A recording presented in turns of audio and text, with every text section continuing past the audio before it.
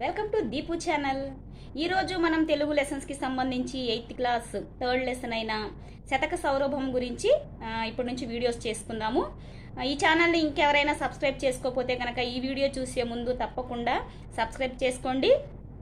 ఇలాంటి నోటిఫికేషన్స్ అంటే ఈ వీడియోలకి సంబంధించిన నోటిఫికేషన్స్ మీకు రావాలి అంటే కనుక సబ్స్క్రైబ్ చేసుకుంటే మీకు డైలీ నోటిఫికేషన్స్ వస్తాయి. ప్రతి తెలుగు సబ్జెక్ట్కి సంబంధించి అన్ని క్లాసుల వీడియోస్ కూడా వస్తూ ఉంటాయి. తప్పకుండా సబ్స్క్రైబ్ చేసుకోండి, లైక్ చేయండి, పక్కనే ఉన్న బెల్ ఐకాన్ క్లిక్ చేయండి, మర్చిపోవద్దు. మనం టాపిక్లోకి వెళ్ళిపోదాం.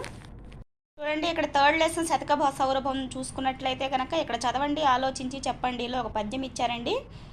అది శృతి శుభగంబైనను సమ్మతినిచ్చును నీతి బెంచు మాన్యత గూర్చున్ శతకము బాపు తమలమ్ముల శతభ్రత సుహితునిలో వలె సతతము నేస్తమని ఇచ్చారు.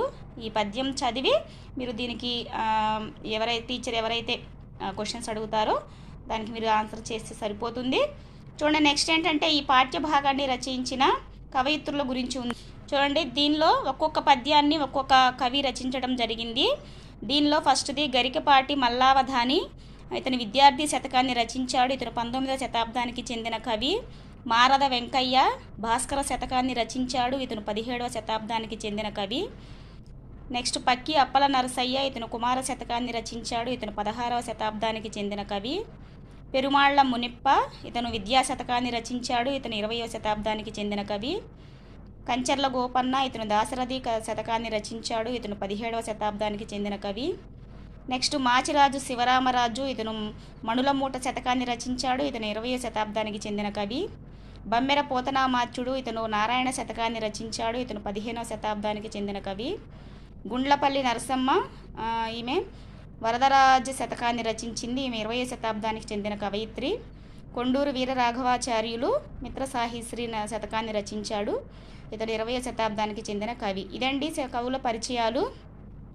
ఈ పాఠ్యభాగం యొక్క ఉద్దేశం కనుక మనం చూసుకున్నట్లయితే ఇది అసలు దేనికి మీకు ఇవ్వడం జరిగిందంటే విద్యార్థుల లౌకిక జ్ఞానాన్ని, జీవ నైపుణ్యాలను, నైతిక విలువలను పెంపొందించడం, వారిని ఉత్తమ భావి భారత పౌరులుగా తీర్చిదిద్దడం ఈ పాఠ్యాంశం యొక్క ప్రధాన ఉద్దేశం. ఇదండి ఈ పాఠ్యభాగం యొక్క కవి పరిచయం ఉద్దేశం తెలుసుకున్నారు కదా. ఈ ఉద్దేశం ఏంటంటే అసలు ప్రతి క్లాస్లో కూడా శతక పద్యాలు అనేవి విద్యార్థులకు ఇవ్వడం జరుగుతుంది. అసలు ఇవి ఎందుకు ఇస్తారు అంటే శతక పద్యాలన్నీ కూడా నీతికి సంబంధించిన పద్యాలు. ప్రతి పద్యంలో ఏదో ఒక నీతి విద్యార్థులకు తెలపడం జరుగుతుంది.